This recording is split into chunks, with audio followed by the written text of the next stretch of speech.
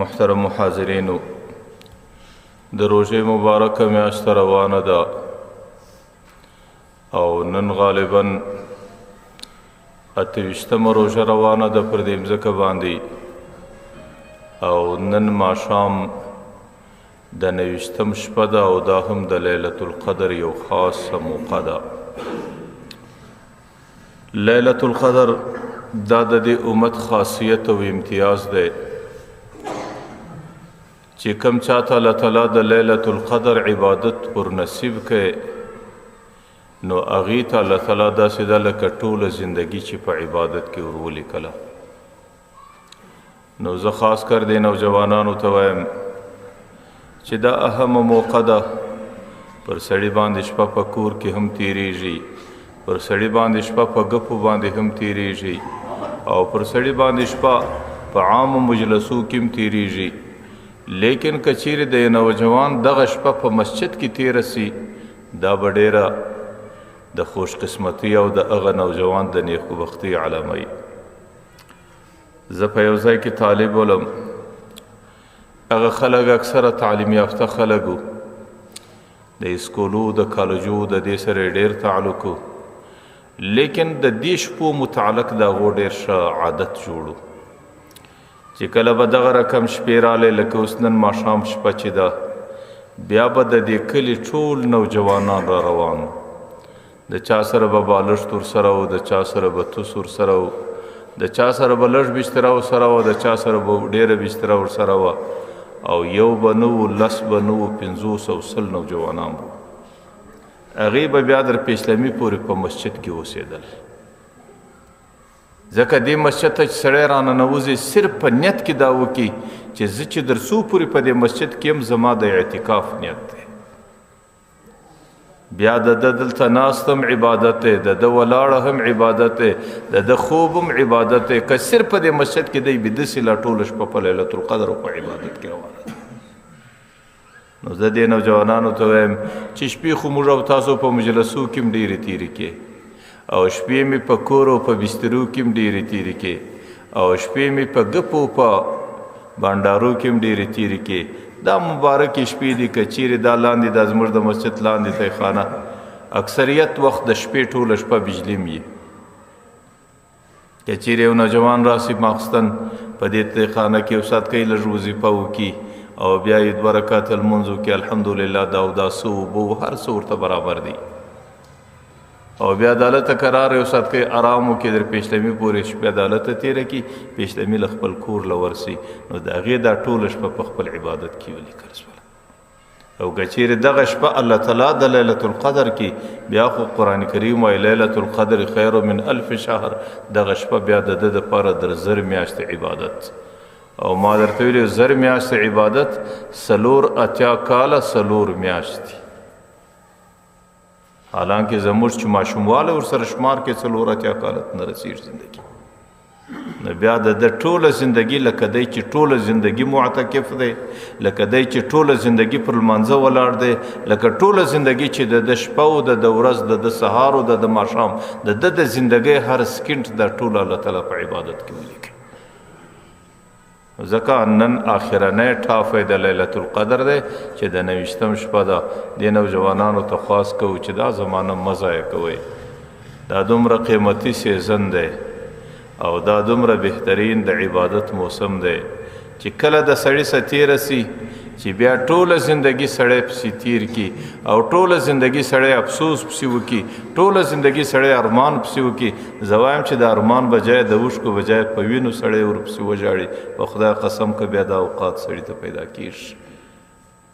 په دې اوقاتو کې لاوبالي کول، په دې کې سستی کول، په دې کې غفلت کول، او په دې کې ناپوهي کول. زه کله کله وایم تاسو خوا مه بدوئ، د پیغمبر علیه السلام الفاظ دي،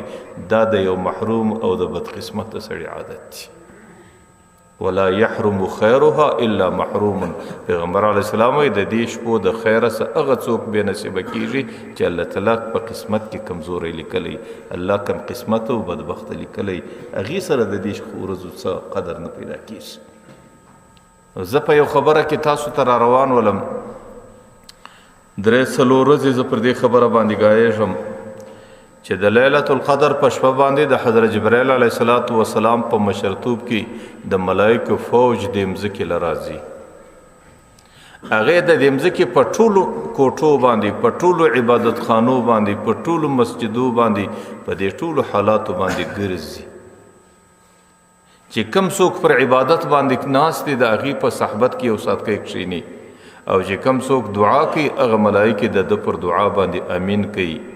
او قرآن کریم وایي هي حتی مطلع الفجر، دغه نظام پر دې مځکه باندې د سهار سپېدو پورې روان دي.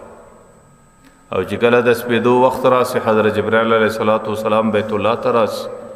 حضرت جبرائیل علیه السلام پر بیت الله باندې اعلان وکړي چې څومره ملائکې په دې مځکه کې خورې ورې تللي دي هغه ټولې ورته راجمع سي، او دوی خپل د واپسۍ سفر روان کې د بیت الله د چته څخه د الله اسمانو و عرش ته ځان رسوي. نو په لاره کې ملائکې د حضرت جبرائیل علیه السلام څخه پوښتنه وکړي چې جبرائیل دا خو ډېره مبارکه شپه وه او دا د دې امت خاصیت او امتیاز او الله تعالی دا شپه خاص دی امت ته ورکړې وله، او په دې شپه کې د الله رحمت د باران په شکل پر انسانانو راتلی. ورته جبرائیل الله تعالی د دې امت د انسانانو سره څه وکړو؟ حضرت جبرائیل علیه السلام ورته د مځکې پر مخ چې څومره انسانان د دې امت الله ټولو وبخښل،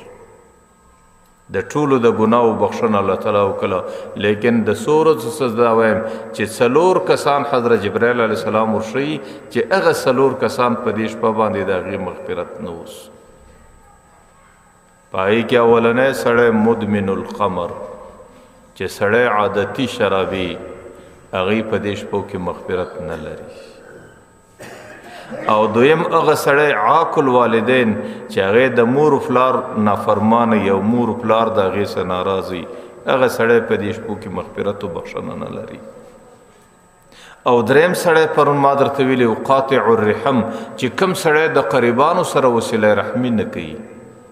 د قریبانو سره قرابت نه کوي،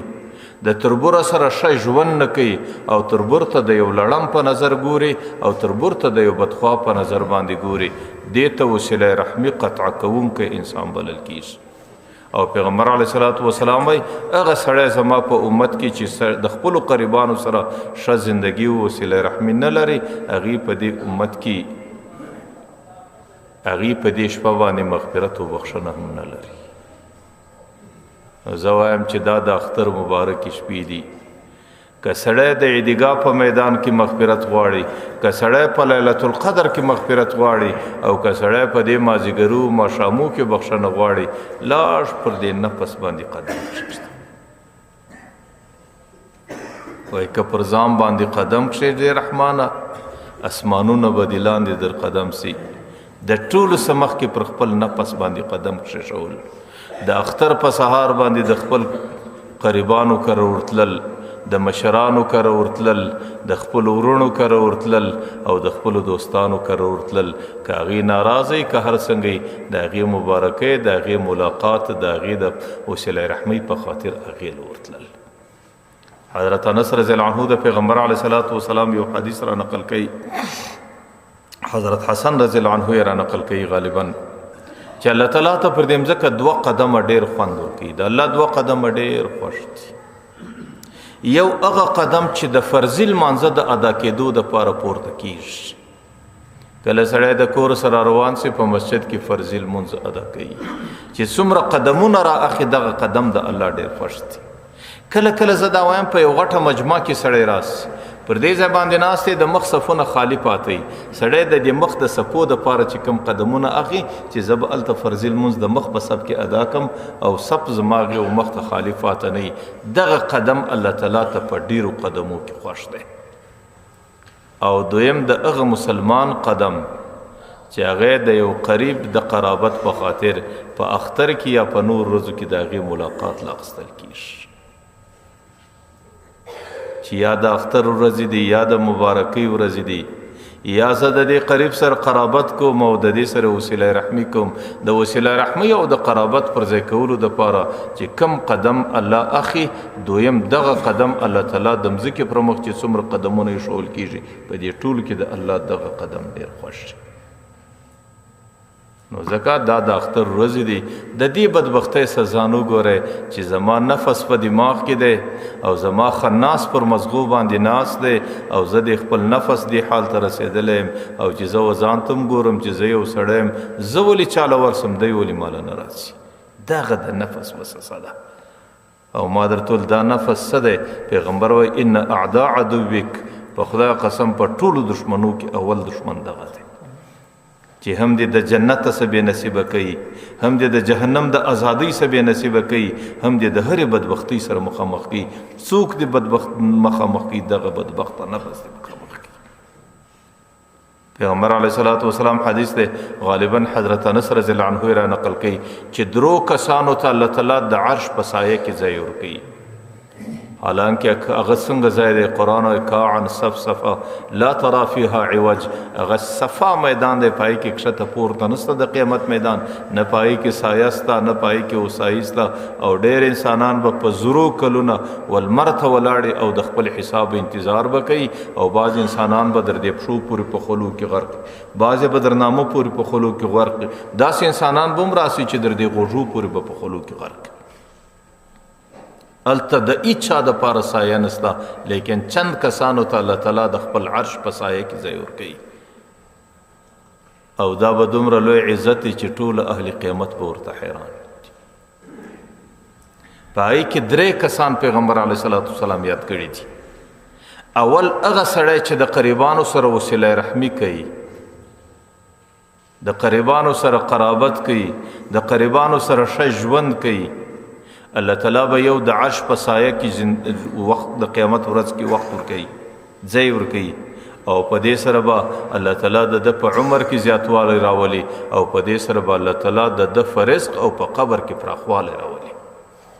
په دنیا کې به عمر زیات ورکي، رزق به فراخ ورکي، او په قبر کې به الله تعالی تنګي نور په نصیب کوي، قبر به ورته فراخي. یو هغه سړی دی چې هغه وسیله رحمي کوي د قریبانو سره. او دویم هغه زنانه ده چې د هغې خاوند وفات سي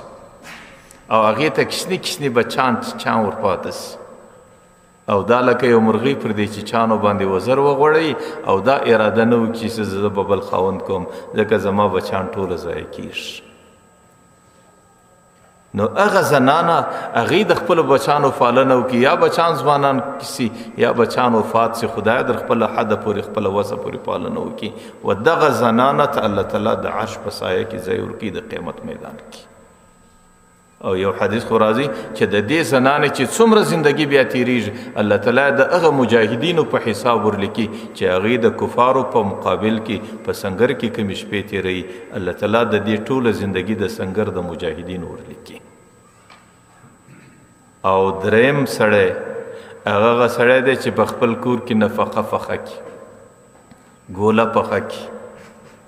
یا وروړي یو ځای له پر هغې باندې غریبان او یتیمان راټول کړي، یا په خپل کور کې نظام ورته برابر کړي، خپل کور له غریبان او یتیمان په خپله ګوله باندې ماړه کړي. الله تعالی دې سړي ته د قیامت په میدان کې خپل عرش او د عرش در سایه لاندې ځای ورکړي.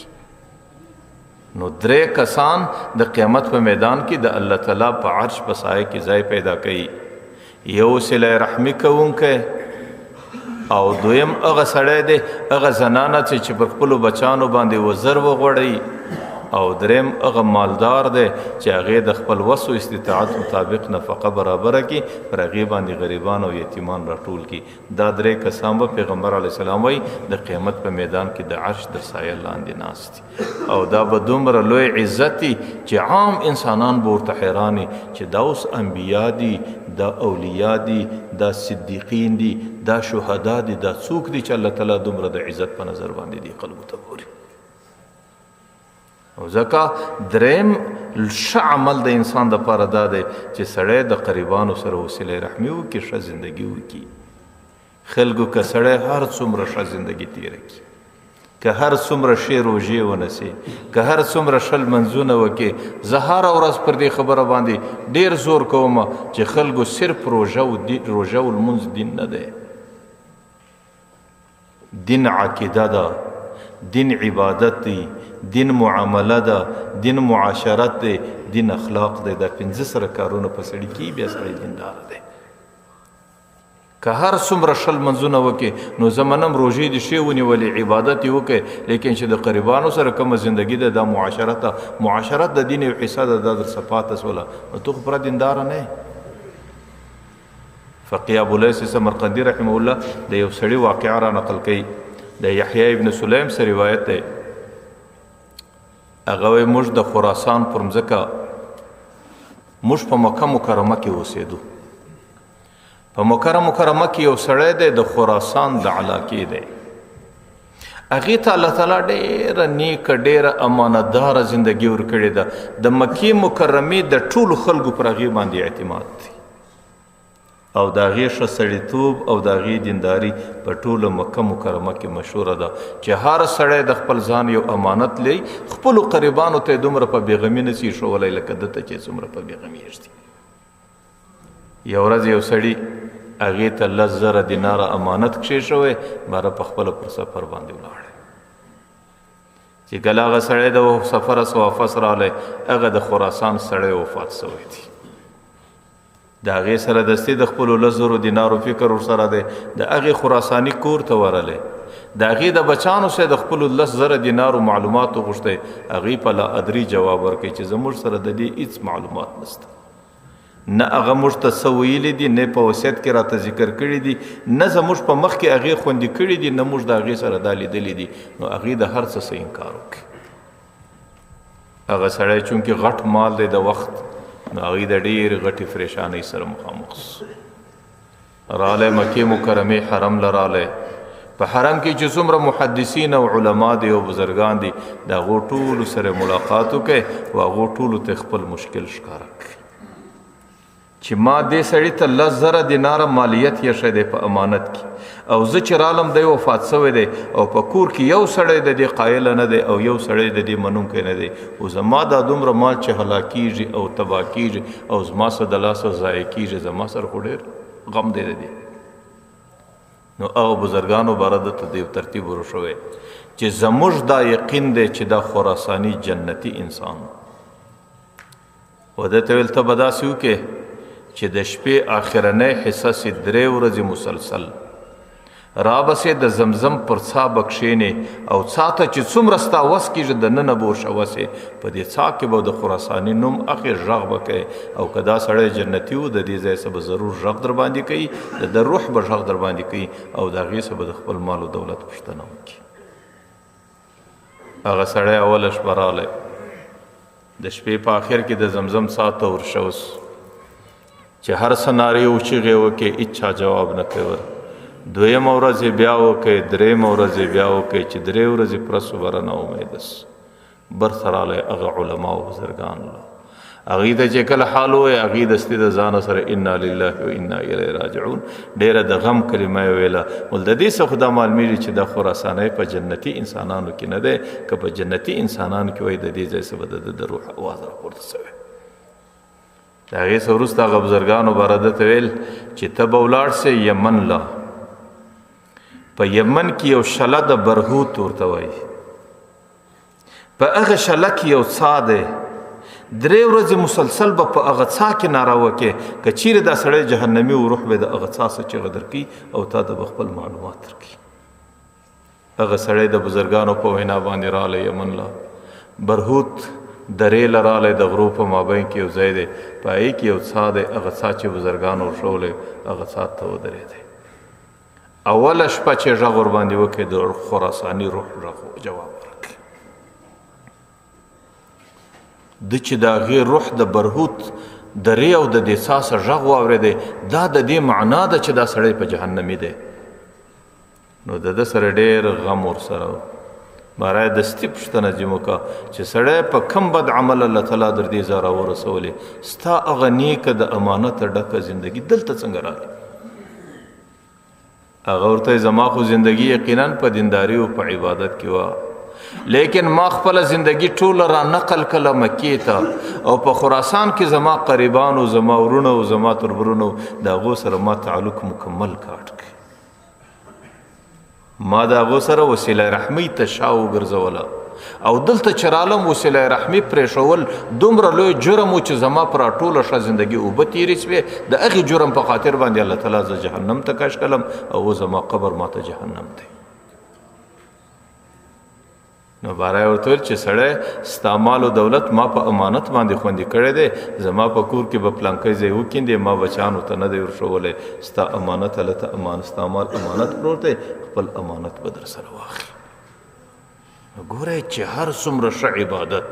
چې هر څومره ښه زندگی صرف په عبادت باندې سړی دینداره نه وي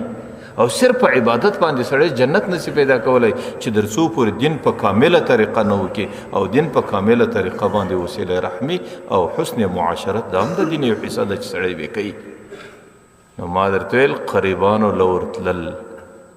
د هغې ملاقات کول، که چیرې غریبان یې هغې سره مدد کول او که چیرې مالداران یې هغې ته په تحفه کې یو شی ورکول. پیغمبر علیه السلام وایي تهادو تحابو، تاسو په خپل مابین کې هدیې سره ورکوئ، الله تعالی به په زړو کې محبت سره پیدا کوي. نو په دې شکل باندې یو هغه سړی چې په دې ورځو کې هغه کم نصیبه هغې د جنت څخه د جهنم څخه ازادېدو والا نه دی، هغه بدنصیبه انسان دی چې د هغې زندگی د قریبانو سره په قطع الرحم کې تیریږي، یعنې د قریبانو سره وسیله رحمي نه کوي. او څلرم آخرنی سړی هغه دوه نوجوانان دي، هغه دوه پاخه عمر والا خلک دي، هغه دوه سپین ږیري دي، هغه دوه انسانان دي چې هغې په خپل مابین کې در درې ورځې زیات سلام سره بند دي. په همسایګانو کې کله سلام سره بند دی، په قریبانو کې کله سلام سره بند دی، په ورونو کې کله سلام سره بند دی، او په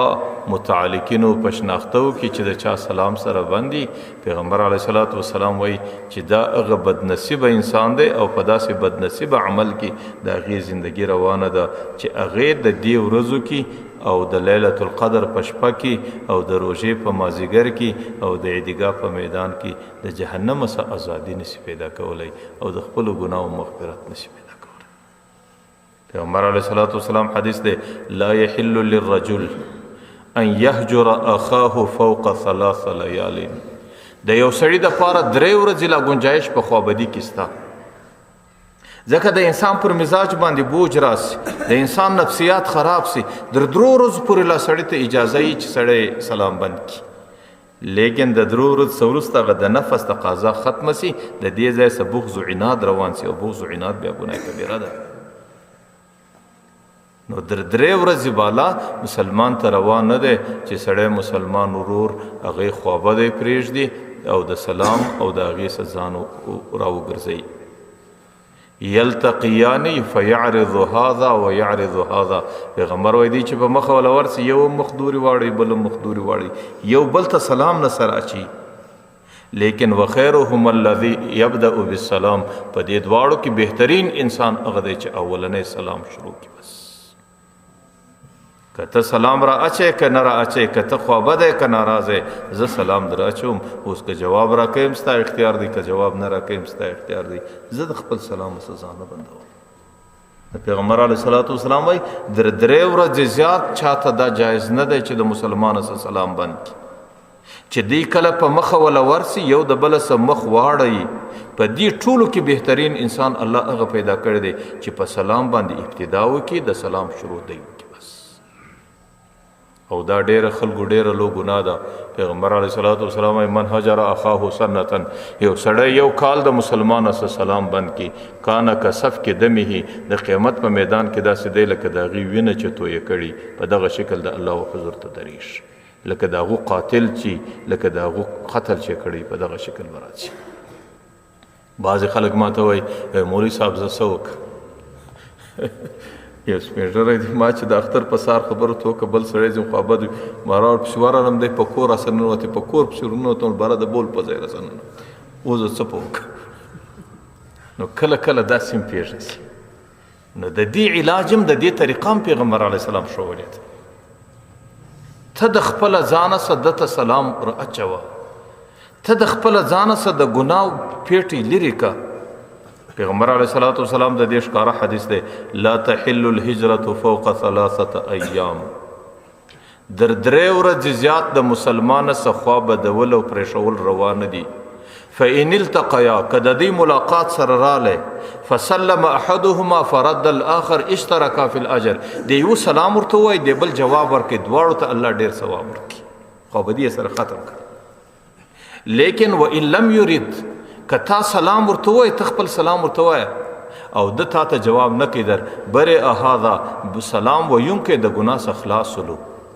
وباء به الاخر دا ټول ګناه غبل بد نصیب پر غاړه واخستل.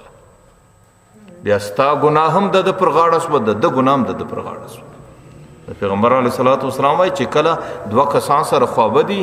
نو کچیر یو سلام ورته ابل جواب ورکړي د دواړو ته الله تعالی ډیر لوی ثواب او ډیر لوی اجر ورکړي. لیکن کتا سلام ورته دم مخدر سواړه وي بس تا خپل ذمه خلاص کړه او ته د ګناه څخه فارغ شوې او ته د هغه ذمې څه ووتلې چې سړی د سلام پرې شوونکی دی بیا دا ګناه کستای که د دوی دا ټوله دی بل بدبخته پر ذمه واخله بس دی مشهور او خپل ګناه مشهور. نو هغه سړی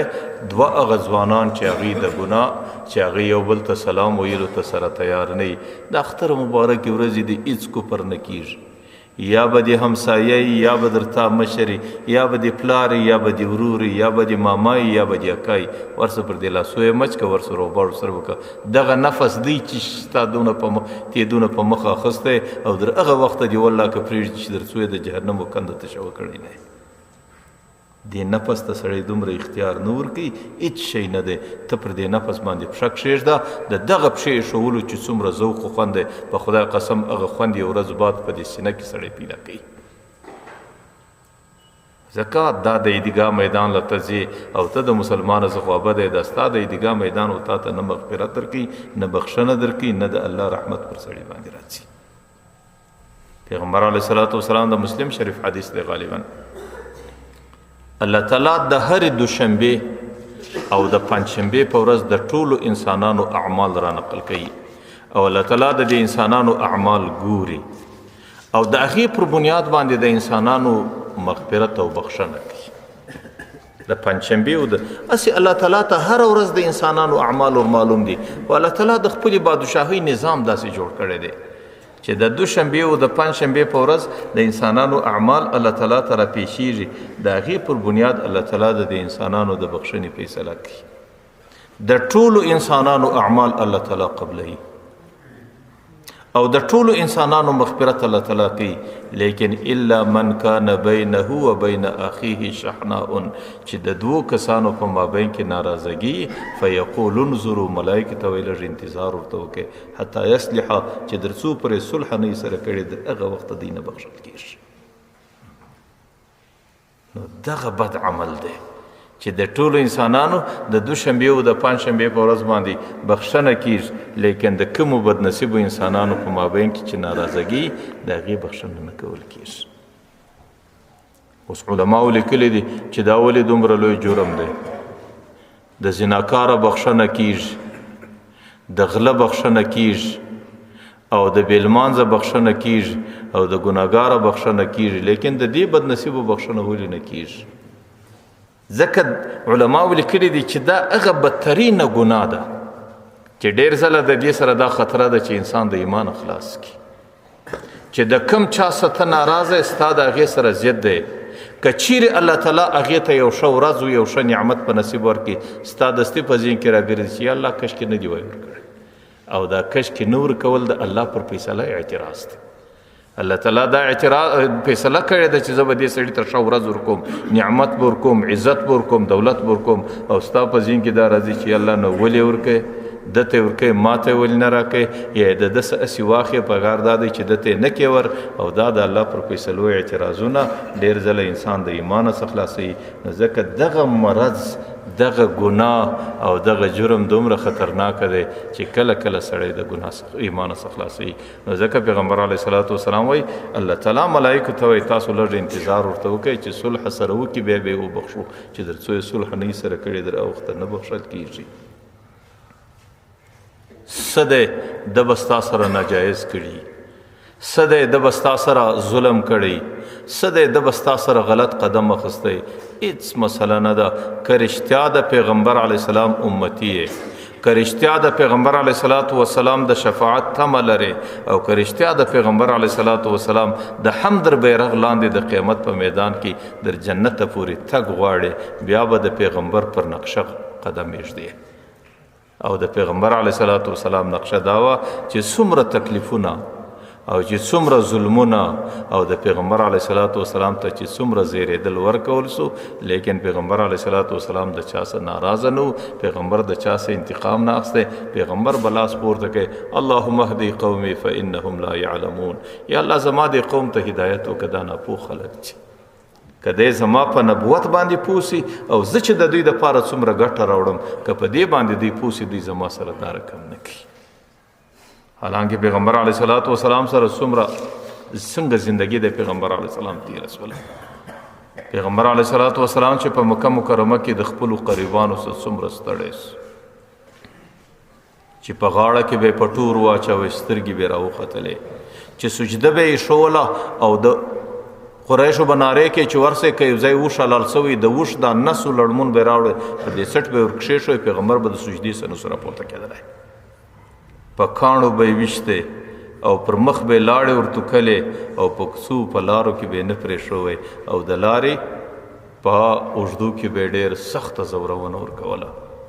پیغمبر علیه الصلاة والسلام غالبا 9 کال د هجرت دا د پیغمبر سیرت چې وګورئ دې ته وایي عرض علی القبایل پیغمبر بره د مکې خپل قریبان پرېښول دې نورو قبیلو له ورلی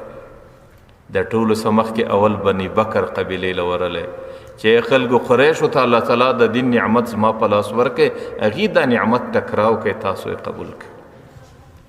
د هغې څه وروسته بیا بني قطحان له ورلی هغې هم د پیغمبر علیه الصلاة والسلام ته په ډېرو سختو الفاظو جواب ورکړي غالبا 10 کال د هجرت د زید بن حارثه د خپل کور بچی غوندې انسان د سره لوی د هغې سره طایف له ورلی حاجانو لیدلی دی غالبا 15 کیلومتره د مکې څخه لرې دی او داسې غرنۍ مځکه ده زه چې طایف له ورسم ملګرو ته وایم موږ اوس د غره سر ته خیږو یو ملګری نه مني د غره په سر کې سپینه خونه د زور تانته ورته ګورئ چې اخوند ته ورسېږو زه به درته وایم یعنې دومره لوړ غرونه دي چې د انسان عقل ورته حیرانېږي پیغمبر علیه الصلاة والسلام چې طایف له رالی طایف کې د درو ورونو حکومت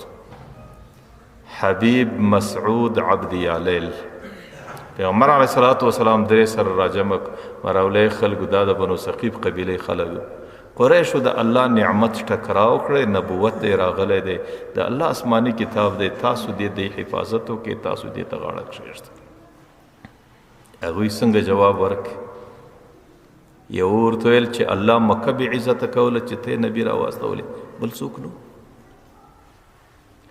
دویم ورته ویل چې الله تعالی ته په دې ټوله انسانیت کې څوک نه و چې نبوت یې تا ته ورکړی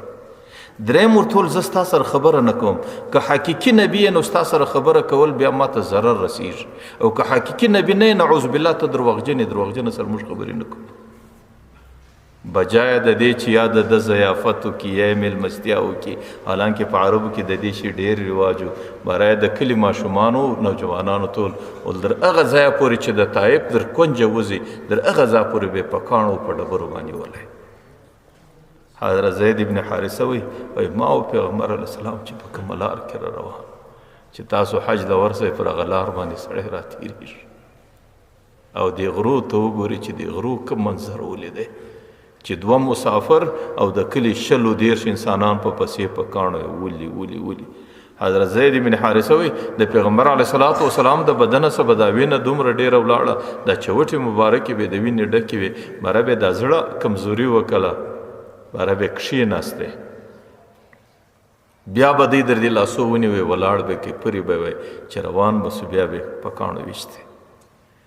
حضرت زید بن حارثه وی ما چې کله د بچاو د کاڼو څخه کوئ زما په بدن کې دومره ځای پاته نسو چې هغه دې د سره صدرنوکه پورې په وینو باندې لړلی نه و چې کله د طایف د علاقې سره ووتی قرن الثعالب باندې کښېناستی توبه برای پر یو کاڼه کښېناستی دعا یې شروع کړه اللهم اشکو الیک ضعف قوتي وقلة حیلتي علیک وهوانی علی الناس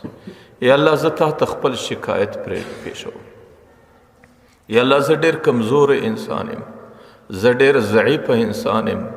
او زما سره هیڅ وس و طاقت نشته چې زه د دې خلکو ته دعوت په کوم شکل ورسوم. ورته یا ارحم الراحمین الی من تکلونی، یا الله ته ما چاته ور حواله کوې؟ ایا دشمن ته په لاس ورکوې که مې و دوست ته په لاس ورکوې؟ اخر ورته ان لم تکن غضبان علی، یا الله که ته په ما باندې اوس هم ناراضه نه یې، فلا ابالي، دا حالات ټول زه برداشتوم، د دې حالاتو زما سره هېڅ پروا نشته. مخته د عتبه و د شیبه باغ و.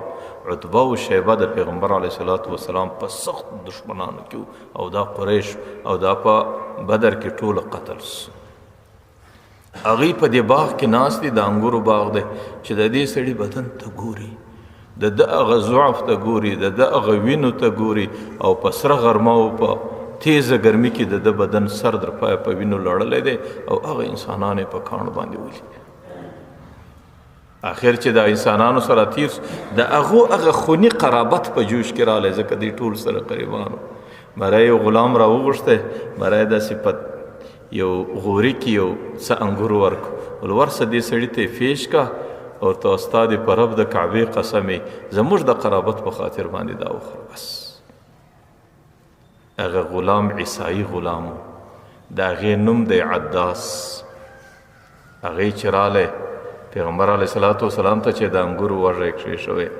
پیغمبر علیه صلات وسلام ته ویل چې عتبه و شیبه هلته ناست دي، هغې د رب د کعبې قسم درته پیښوي چې زموږ د قرابت په خاطر دا وخوره. پیغمبر چې دا وږ دانه ځینه اشر کولو بروی بسم الله الرحمن الرحیم. هغه عداس ورته دا دې څنګه کلمه وویل؟ هغه غلام ورته ویل،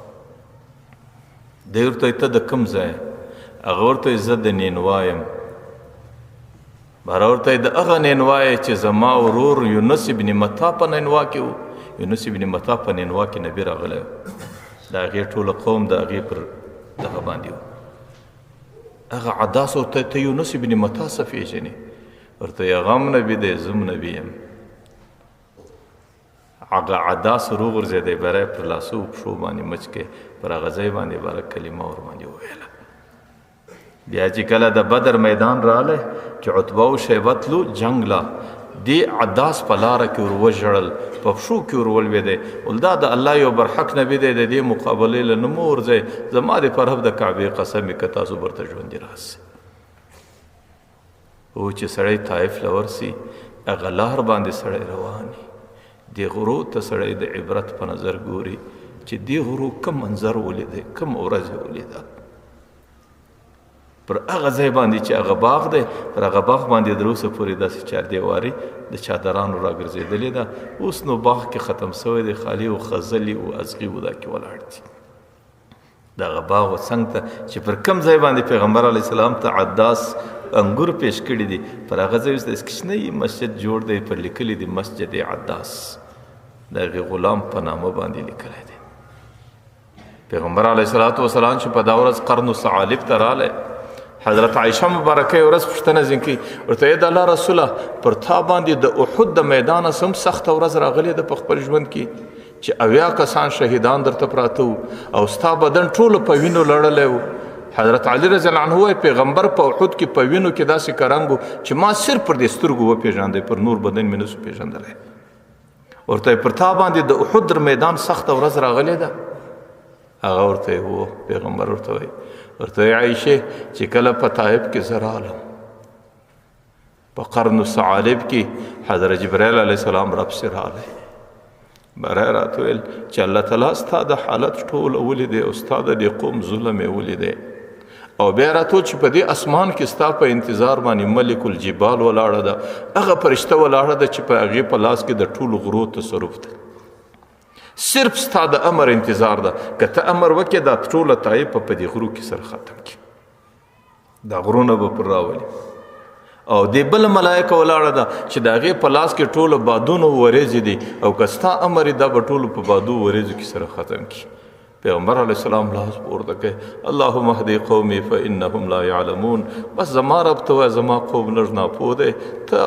دوی ته پوهه نه ورکه او زما د قوم ته زه د هلاکت شرا نسم کوئ که په دې کې زما معاونین نسي پیدا پر روانو نسلو کې به زما د دین خلق پیدا سي د پیغمبر علیه الصلاة والسلام د چا څه انتقام نه اخیستی حضرت عایشه مبارکه ورته وایي ورته د الله رسوله څومره سخته ورځ وه ورته زه چې د طایف پر عالم په وینو باندې لړلی وم چې کله شجر النخله ته رالم نو زه دې مکې ته ورننوتلی نه سوم د قریشو سره چې قریش به ما ته وایي چې تا پر نورو قومو ملګرتیا وکړه او زموږ په مقابل کې دې هغه راپارول وایي د ټولو څه مخکې مې اول اخنس بن شریق ته حال ور واستوی چې سړی راسه ما په خپله پناه کې واخه در خپله کوره مې ورسوه وایي هغوی دستي انکار وکړي چې زه خو د قریشو حلیف یم زما د قریشو سره معاهدې دي زه تا ته پناه نسم درکولی دویم حال مې دستي سهیل ابن عمر ته ور واستوی د قریشو سردارو هغه ویله چې زه د پلانکي قبیلې یم د پلانکي شاخ او د پلانکي پښې یم زه د قریشو په مقابل کې تا ته پناه نسم درکولی او دریم حال مې مطعم ابن عدي ته ور واستوی هغې باره دستي مسلح سو او خپلو بچانو او قریبانو ټوله تورې واغوستې او زغرې واغوستې تورې راواخیستې او رالو په مقام نخله کې او زه په خپل مابین کې ونیوم او ما باندې شاوخوا را وګرځېدل باره یې په ډېر حفاظت او په دې کې در خپله کوره پورې ورسولم ورته ویلی عایشې زما په زندګي کې در ټولو سخته ورځ پر ما دغه چې کله بدر رالی په بدر کې قریشان ډیر قتل سو 80 کسان قیدیان راغلل نو د قریشو خلق به د مکې څخه سپارښت له ورتلو پیغمبر له چې دا زموږ قیدیان رایله کړي پیغمبر به څه ویل ولو کان مطعم ابن عدي حیا والکاش نن مطعم ژوندی وای چې کوم مطعم دته فنا ورکه او دی در کوره ورسوی ولو كان مطعم ابن عدي حيا ثم كلمني في هؤلاء نتنا بیا راغلی وی ماته د دې مردار خورو نتنا د دې بدبوی خلکو سپارښت راته کړی وی نو لاطلقتهم ما بنن ټول د هغې په عزت کې ور آزاد کړی وی والکاش نن مطعم ژوندی وی چې کوم مطعم زه په پناه کې در کوره په هغه سخته ورځ ورسولم والکاش مطعم ژوندی وی او مال راغلی وی او ماته د دې خلکو سپارښت کړی وی دا به ټول ما د په لونګۍ کې ورکړی وی بس دا به مې ټول ورکړی وی نو پیغمبر علیه الصلاة والسلام سره خپلو قریبانو څه وکړو پیغمبر علیه الصلاة والسلام ته څومره زورونه ورکول سوه او پیغمبر علیه الصلاة والسلام څومره مشکلات ولیدل لیکن چې کله د پیغمبر لاس پر هغو باندې برسلو چې حضرت جبرائیل علیه السلام رالی ول هغه فرشته په انتظار باندې ولاړه ده چې اوس یې په غرو کې تباه کوي هغه فرشته په انتظار کې ولاړه ده چې اوس یې په وریځو په هواو کې تباه کوي صرف ستا د امر انتظار دی لیکن پیغمبر علیه الصلاة والسلام په خپله زندگی کې د چا څه انتقام نه اخیستی پیغمبر علیه الصلاة والسلام دعا وکړه یا الله دې قوم ته هدایت وکړه یا الله که په دې قوم په انسانانو کې ما ته هر څومره تکلیف دی او که د دې قوم په انسانانو کې ما ته هر څومره مشکلات دي لیکن د دې د اولاد څه زما تمه نه خیږي الله تعالی به د دې په نسلونو کې ما ته داسې انسانان راکړي چې هغوی به زما د دین ډېر غټ معاونین جوړ سي ځکه که سړی زندگی غواړي د پیغمبر پر نقشه که سړی په دنیا کې دا وایي چې زه د پیغمبر امتی یم او د مرګ بعد د قیامت په میدان کې د پیغمبر د شفاعت تمه لري او د پیغمبر د حمد در جنډه و در بیرغ لاندې د پیغمبر په یو ځایوالي کې در جنت پورې تګ غواړي په خدای قسم د هغې واحده لار دا ده چې زندگی به د پیغمبر پر اخلاق وي زندگی به د پیغمبر پر نقشه وي زندگی به د پیغمبر پر معاشرت وي زندگی به د پیغمبر پر طریقه وي د پیغمبر علیه الصلاة والسلام عادت څه حضرت عایشې څه چا پوښتنه وکړه د پیغمبر زندگی څنګه وله د پیغمبر هغې درې لفظه ورته ویل ول د پیغمبر زندگی دا وه چې سل من قطعک چې کوم چا وسیله رحمي در سره ختم کا ورسه بیا وسیله رحمي ورسره وکړه وعفو عمن ظلمک چې کوم چا ناجایز در سره وکړو و خدای ته لا مه پیښوه بس معافي ځای پر ځای ورته وکړه او وحسن من اساء الیک چې چا بدر سره وکړو دا نه معنا چې ته خالی کار مور سره دره بلکې د بدو پر ځای ورسه ښه ورسره وکړه نو چې چا مخ په قریبانو کې در سره واړوي ورسه وسیله رحمي ورسره وکړه دا د پیغمبر نقشه وه چې چا ظلم در سره وکړي بجای د دې چې یا ظلم ور سره کوي بجای د دې چې ځینې ناراضه کېږي بلکې د هغې ټولو پر ځای معافي ورته وکړي او چې چا ناجایز در سره وکړو بد یې در سره وکړو بجای د دې چې د هغې څه مخ اړی ورسه احسان ور سره وکړه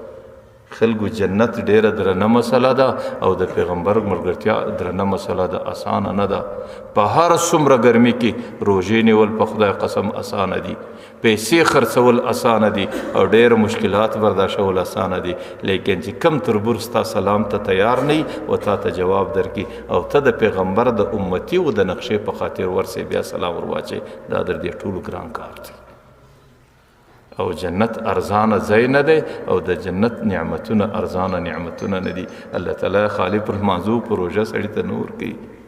الله تعالی پر مکامل دین باندې ورکی او کامل دین 15 شعبې لري عقیده به د دینداري عبادت باندې به برابرې معامله به د دینداري معاشره او ژوند د انسانانو سره به د دینداري اخلاق به د پیغمبري او دا ټول چې پتا کې رالو دا غي سورسته بیا ته د پیغمبر امتی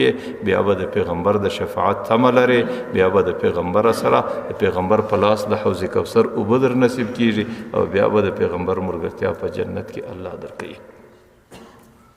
نو ما څلور سره کسان درته پرکو چې د لیلة القدر په شپه د څلورو کسانو مغفرت نه کیږي د عادتي شرابي دا نه کیږي او دویم د مور پلار د نافرمانه دا نه کیږي دریم د هغه چا چې وسیله رحمي د قریبانو سره نه کوي او څلورم هغه مسلمانان چې په خپل مابین کې در درې ورځې زیات سلام سره بندي دا څلور هغه بدنصیبه انسانان دي چې د دې مغفرت نه په روژه کې کیږي د دې مغفرت نه په لیلة القدر کې کیږي د دې مغفرت نه د روژه مات پر وخت باندې کیږي او د دې ازادي د جهنم څخه د اعتکاف په میدان کې کیږي الله تعالی دې زموږ او ستاسو ژوندۍ پر کامل دین باندې راوړي الله دې تاسو خبرې قبول کړي الحمد لله رب العالمين والعاقبة للمتقين والصلاة والسلام على خير خلقه محمد وآله وصحبه أجمعين یا الله زموږ روژه خپل دربار کې قبول او مقبول وګرځي یا الله د لیلة القدر آخرنۍ ټافې دی خدای د لیلة القدر پیدا کوونکي مشمار کې خدای د لیلة القدر عبادت کوونکي مشمار کې خدای د لیلة القدر عبادت زموږ په نصیب کې خدای د لیلة القدر سمې محروم او بې نصیبه مه ګرځې خدای د روژې مازدیګرونه دي دې مازدیګرو کې په لکونو په کربونو انسانان د جهنم څخه ازادیږي خدای زموږ ازادي د جهنم څخه وکړي خدای زموږ د بچانو ازادي وکړي خدای زموږ د قریبانو ازادي وکړي خدای زموږ د کورنۍ انسانانو ازادي وکړي خدای د ټولو امت مسلمه ازادي وکړي خدای دا مبارک ورځې دي دی ورځو کې شیطان او نفس پر سړی ډېره حمله کوي خدای د شیطان او د نفس د مکر او د فریب سمې محفوظه کړي خدای د هغې د نافرمانۍ خدای د هغې سره د هغې په وجه چې کومې نافرمانۍ راسه کېږي خدای د هغې نافرمانۍ سمې محفوظه کړي خدای د ګناه سمې محفوظه کړي خدای د خطا سمې محفوظه کړي خدای د داسې بدعملۍ سمې محفوظه کړي چې زموږ قبول روژې ته نقصان رسیږي خدای چې څومره انسانان بیماران دي هغو ته شفا ورکړي چې څومره انسانان مشکلات لري خدای اسانه زندگی ورکړي چې څومره انسانان پریشانه دي خدای خوشحاله زندگی ورکړي چې څومره انسانان ضرورتونه او حاجتونه لري خدای د اسمانه پر کې چې څومره انسانان د قرضونو در بوج لاندې دي خدای ته مرسته او مدد وکړي چې څومره انسانان د غربت او مسکنت سره مخامخ دي خدای پر اسکونو کې برکت راولي خدای پر اسکونو کې ډیروالی راولي خدای رزقونه د اسمان سره ووره خدای د مځکې او د دریابو سره پورته کې خدای د داسې طرفه موږ ته رزقونه راکې خدای چې زموږ هم او تمنئ زموږ پر دې سیمه چې کوم مشکلات دي پر دې وطنونو کې چې کوم مشکلات دي خدای په خپل فضل او کرم سره لري کې خدای دا مشکلات ختم کې خدای دې مځکه باندې دې انسانانو ته اسانه زندگی ورکې خدای د آرام زندگی ورکې خدای د خوشحالی زندگی ورکې خدای د سکون او د امن زندگی ورکې خدای داسې زندگی ورکې چې هر سړی د سکون او د امن احساسوي چې څومره انسانان جهادونه کوي خدای جهادونه قبول کړي چې څومره علما محنتونه کوي خدای محنتونه قبول کړي چې څومره مبلغین تبلیغونه کوي خدای د هغې عمل قبول کړي د صوفیه کرامو مجاهدې قبول کړي د هر دیندار مسلمان دینداری قبول کړي روژې او تراویح قبول کړي اعمال او نفلونه وظیفې قبول کړي چې څومره انسانان په قبرو کې زموږ مور پلار د قبرونه جنتونه کا خدای قبرونه د جنت د نعمتو ډک کا خدای قبرونو کې زندگی آسان او خوشحاله او نصیب کا خدای د قبر زندگی د دنیا د زندگی سره زرچند ورته وساکا خدای د آخرت ټول منازل د خدای خستا حضور ته پیښېدل حساب و کتاب پیښول دا ټول ورته اسانه کا خدای زموږ د مرګ بعد هم زموږ سره په دې ټولو منازلو کې د اسانۍ معامله وکړه ډېرو خلکو موږ ته د دعا فرمایش که غوښتنه کړې ده خدای ته د ټولو حاجتونو پوره کړه خدای د ټولو ضرورتونو پوره کړه خدای د ټولو مشکلات ور ختم کړه خدای د ټولو پریشانیو ناجوړۍ ور ختم کړه خدای ټولو ته د آرام او د خوشحالۍ زندگی ورکړه ربنا تقبل منا إنك أنت السميع العليم وتب علينا إنك أنت التواب الرحيم وصلى الله تعالى على